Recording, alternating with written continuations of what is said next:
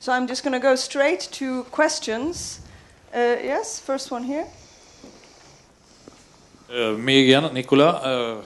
About the voice, I was just wondering if you see the microphone as an instrument or equal to the voice, or as just an extension of the human body. To me? Any one of you. For me, this is just a... I don't even think we need to categorize it in that way.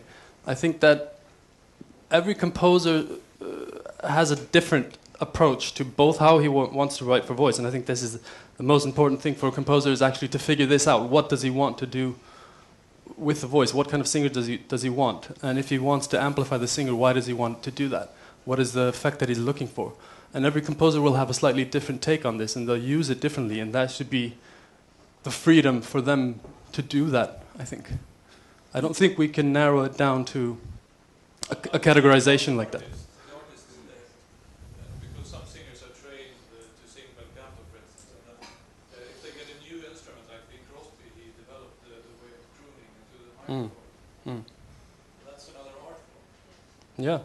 And you have to develop that during many, many years. Mm-hmm. And I'm just wondering, how do the composers adapt their composition to the artist? Well, or you turn it around and say, how do the singers adapt to that situation? I mean, this is really a question, I think, of where does the collaboration between composer and singer go? I mean, it's not a given that, just thinking broadly, like in 100 years, just putting this out there, I mean, will we have bel canto singing in 100 years if that doesn't serve the purpose of music as it evolves in the next 100 years? Well, exactly. I mean, so we can't really... I think we need to be just open to the fact that singing also in conservatories and teaching should evolve with the art form. Mm-hmm. Katarina wanted to say something about this. You can also work if you feel inspired as a composer.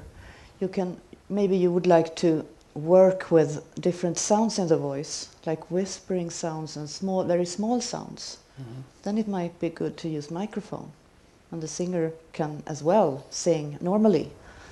But you want that broad spectrum of a really great, large operatic voice, and you might also, want to use these small sounds, and then it could be quite fun to work with a microphone. Yuri, what do you think about this? I'm just wondering, maybe one day it is then so, because if you become a microphone singer who does all the whispering sounds, you won't be able to make any more powerful fortes over the orchestra. And when it comes like a bigger part of the culture, will it be then so that you have the whispering singers? No, I don't mean like that. I mean that you have the sound technician, that you can, No, I mean just singers who specialize in a certain type of singing only. Yeah, but I mean, this is a question of it's not special. Of the type of music you write, right? It doesn't translate onto the idea of the orchestra and the pit and the singer having to sing on top of it. I mean, it's a completely different approach, and it needs to be something that is completely integral to the musical language of the composer, I think, right? Absolutely, of course, yeah. Yes. Well, we are taking questions like the mic is going. You'll be next in line, or somewhere next. Yes? Yeah, hi, I'm Marcus. I'm a composer. I have a question, purely technical question, actually, I think. Based on what you said, Daniel, about this orchestra that had a click track to sync up with a film. I'm working, sketching on an opera, an idea for myself, and that will probably involve both film and electronic music.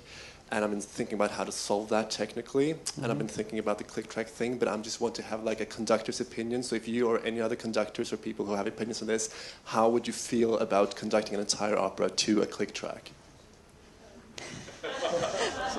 Peter, yes or no? Daniel? I've done a lot of work with click track. I mean, in studio and in lots of different situations. And I think that, it's not a yes or no question. It's really, it has to be integral to the music you're conducting, and if it only makes sense with a click track, then yes. If not, then no.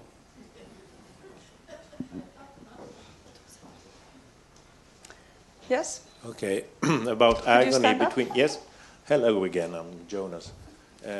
About agony between singers and composers. If you ask like 40 opera singers today of their favorite composers, I would be very, very upset if one of them named a contemporary composer.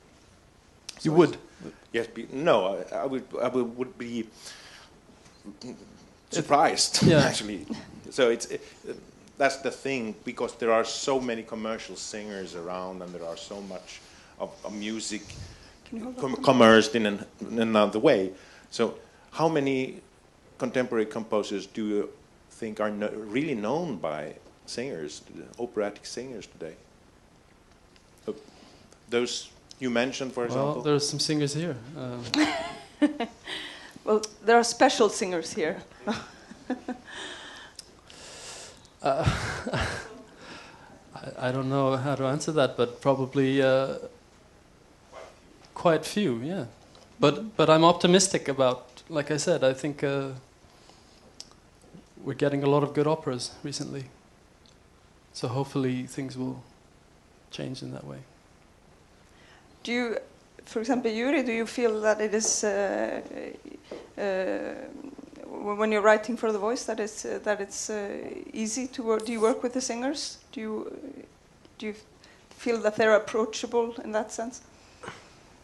No, I really haven't worked with singers while I'm writing. I have worked with them when it is already written and I'm using those skills, but whilst writing I try to write to quite generic voices. Of course I get inspired and I listen to them and so, but whilst composing actually to voice, I try to avoid to keep a certain singing in my mind.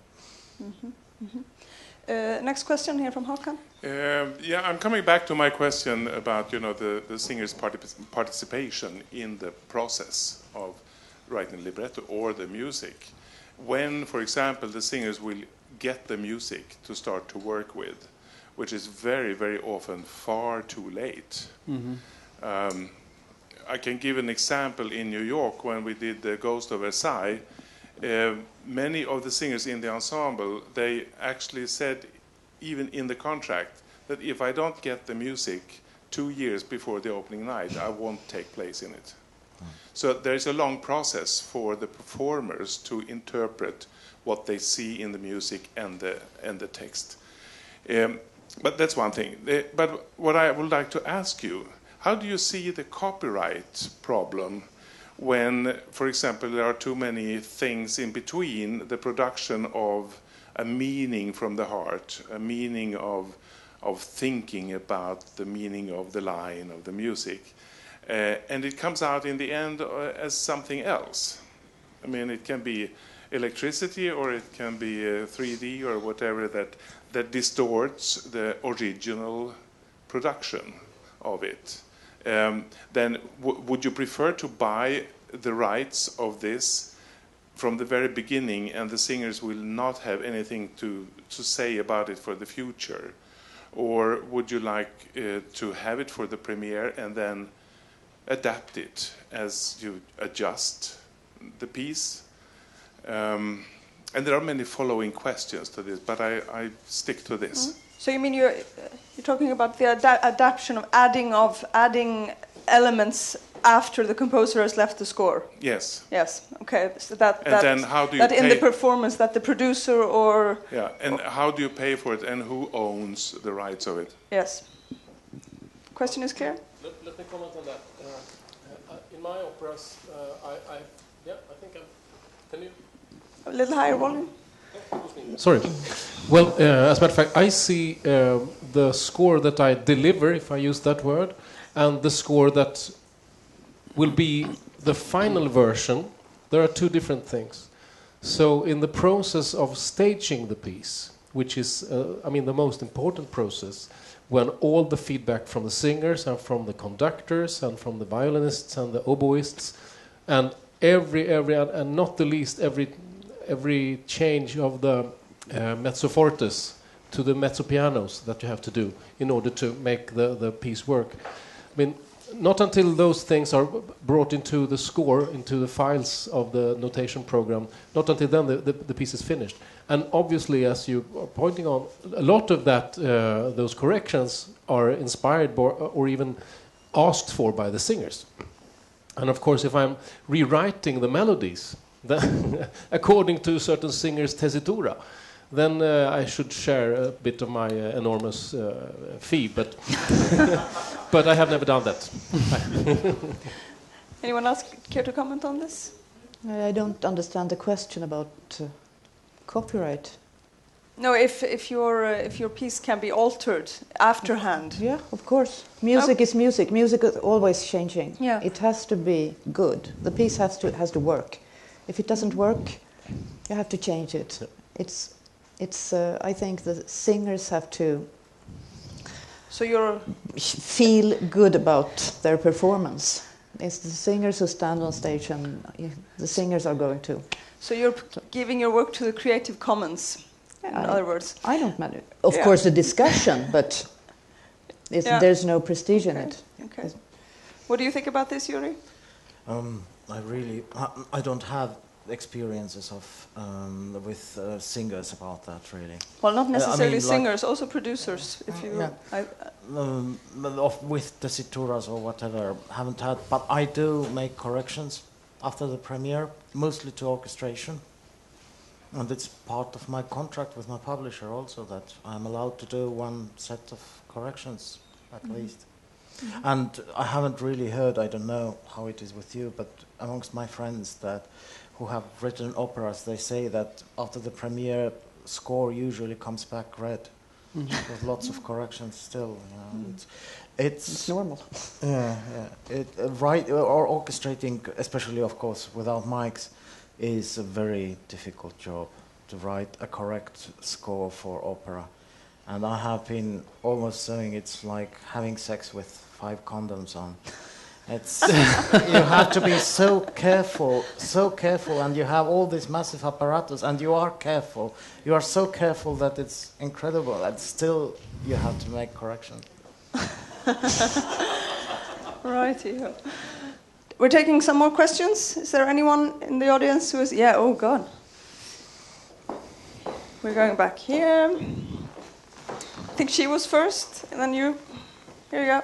Hi, my name is Wei Wei Jin. I'm a composer, and I strongly agree with Daniel's opinion about new opera.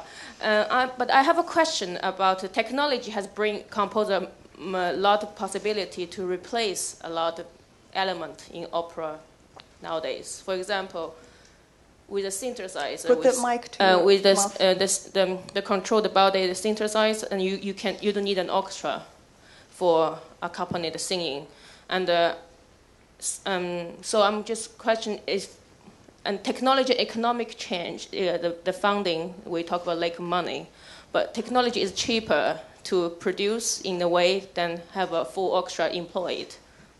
Mm-hmm. So this kind of if you have new productions, so and the technology they're changing the positions of producer, composer, technician, singers, or the music. You know, the whole process of opera is changing. I think in the creative process. That's my and I want to ask if you consider those take place when you write or whatever who writes opera in the future. Are you asking if they consider using cheaper elements like electronics? Replacement of orchestra, or because if you bring electronic music, it's pre-produced in a way, and it's. I think I can answer this. Is this playback opera, or is that? No, I think I know what you mean, but for me, I would never say that a synthesizer can replace an orchestra. No, not synthesizer. But I mean, or like electronics can replace. It's not about replacing anything. It's just about a different way of expressing something. It's an orchestra will still be what it is, and for some composers that will be the best way to express what they do. I mean, for me, it's still, I think,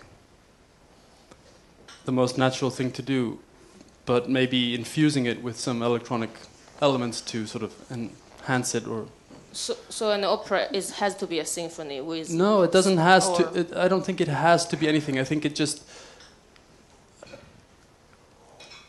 Again, like I said before, we have to be very careful about confining ourselves to these constrictions of language, because it all needs to come from the creative need of what is happening today, and why does the composer want to use electronics instead of an orchestra, or why does he want to use an orchestra instead of electronics? That is the question, and that is, it's not, it needs to be an organic, creative need. Mm-hmm. Okay, but do you think the technology has shivered in the position of the production? I think we have now composers and musicians who are very comfortable with using electronics and are using it on a level that we've never known before as an integral part of their music making. Mm-hmm. So that changes a lot. Is that you seem unhappy with my answer? What do you think about this, Yuri? You write mostly. You have used electronic elements, but not in your operas. in my multimedia works, but not in opera. A part of just tape. That's as far as I have gone. Was that a that's a decision because you have used it in your other work? I think it is rooted in my first statement that I wanted to write an opera which is like traditional in its roots. Mm-hmm. Okay. Carl? You have to realize that opera has always been very innovative. We tend to look upon opera as sort of an old-fashioned thing with big singers and big stuff, but it started up in a small room in somebody's house in Florence, and they were really innovative in those days. And opera has always been sort of sucking up every new possibility, be it a saxophone or be it a glass harmonium or whatever. I mean, the great composers have always. I'm not saying that I'm a great composer, but I, like most composers of my age, am sort of sucking up the possibilities that there are. It would be very strange not to sort of use a synthesizer in the orchestra if you want that sound, and it would be very strange, to answer your question, not to add on more possibilities, which we actually do get with a microphone, and if we'd want to do something with a voice. But on my part, I'm always using sort of trained operatic singers whom I really they need to have a very reliable technique to be able to sing my stuff, because otherwise I don't want them to whisper my music. Okay. Another question here from the back? Yes, I'm Göran Gardeman, dramaturg at the Gothenburg Opera. I would like to go back to the question about the text and the relationship between music and text, more specific. So what do you think that the music should do with the text? Well, in my book, a really good opera is an opera where you hear the text and the music is the subtext in a way, or under the text, what is under the line, which cannot be outspoken in words. Or, for instance, when a person lies on the stage, you can still hear it in the music or in that way. And that's why, for instance, Kerstin Persky and Hans Gefors and I discuss very much about Notorious, because they don't dare to speak the truth all the time, and then you can hear that they really are in love in the music, etc., etc. So more about, and how do you work, when you get the text, how do you work with it before you compose it? Do you understand what I'm after? Yuri, maybe? You want to start? No. No. Who wants to start this? Well, the only one who hasn't written an opera. It's a large question. Yeah, it's a huge question. I just want to. I can't really. But the question sort of presupposes that there is a ready libretto already from someone else, or you know. Well, sometimes there is. Often a composer and librettist, they choose something together. Yeah. Then the librettist starts and it's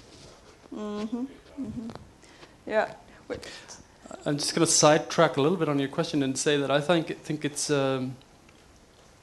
there's always this issue about having the text on the scene.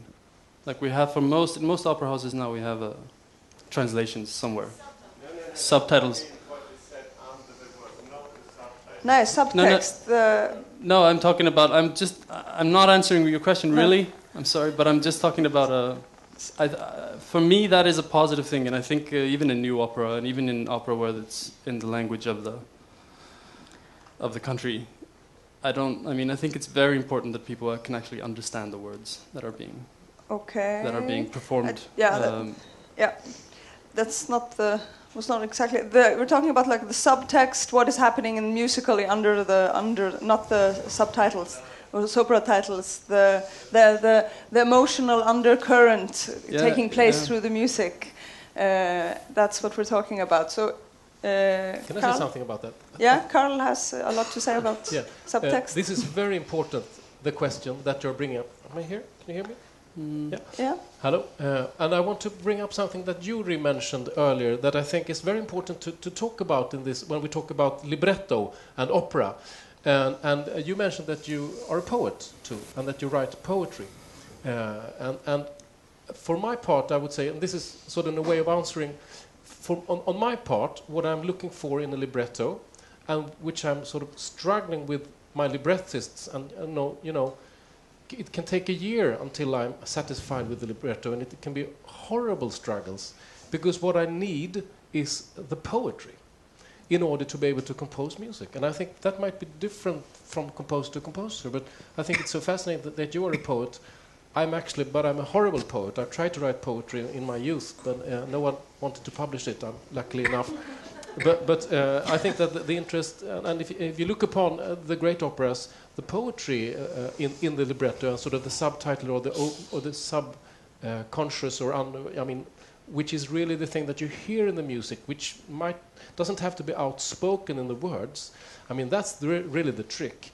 And for those of you who are authors and dramatists and so on who want to write opera, I think that's a very important thing to have a look on, sort of the poetic impact of a good libretto. Because that's where the composer will be inspired, I think. Honda? Katarina wanted to say something more about this. Yes. Wait a second. No, first the blonde lady with the glasses. But first Katarina has something to say about this. The text has to be such a poetic piece that you feel inspired as a composer, but it's too good in a way. There is nothing for me to add. There's better to just read the text. So the text has to leave space to the music. So the two, text and music, becomes something bigger than the part. So yeah, that's a balance, kind of. Yuri would like to. Yes, I don't know how it's composition here or in Iceland studied, but I studied in Vadstena-Akademien for 10 years. And we had to write a lot in styles of other composers. This course was 6 years long almost, and it was a private tuition once a week. And one of the things, for instance, what I had to write was a German lied. And I think I wrote it for 4 or 5 months and really, really dug into Schubert's expression and so on. So when I meet the question like this, that what do I do with the text when it arrives, I do actually exactly the same thing what I learned from Mr. Schubert, but only in a different language. I'm not using his chords or his even smaller elements, but in basis the composing hasn't changed that much, I think, in its principles. And you can do so many things with voices. It's not like you do just one thing. You can do all kinds of things with it. So, really, even don't know how to answer to this question. But it's a good one. Next question from the back. Okay, I'm jumping back to the voice question. I'd like to hear the panel comments on, do you see the singers, do you see the need for singers to develop into modern techniques? I'm thinking of I'm classically trained myself, but I work with a lot of different new techniques as well. So I'm wondering, how much do you see that the need for more opera singers to develop a technical skill that's more like extended vocal techniques in order to perform contemporary opera, new opera? Well, I think the situation ideally should be that composers and singers are in a constant relationship, so that it's sort of, I don't really think that the singer should need to take on any special training to be able to work with a composer. I think it should happen through the music, and hopefully more and more singers all the way from the conservatories should be involved with new music, and through that they will simply become acquainted with the needs of new music, which are and the flexibility that comes with that. So yeah, ideally I think it should evolve organically like that, in the way that there is a more interaction between composers and singers, and from that there will come a new way of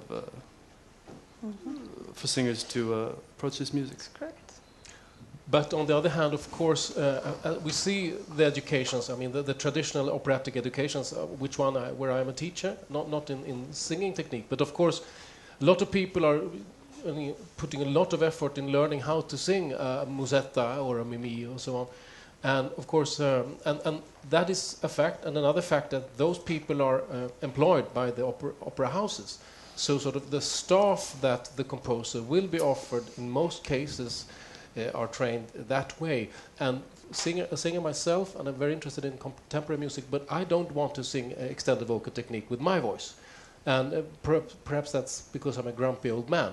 But and I don't know about the people who are 10 or 15 or 20 years younger than I, and how far they are sort of open-minded. But I think we've moved past, I think, the question of extended technique as being the thing for new music.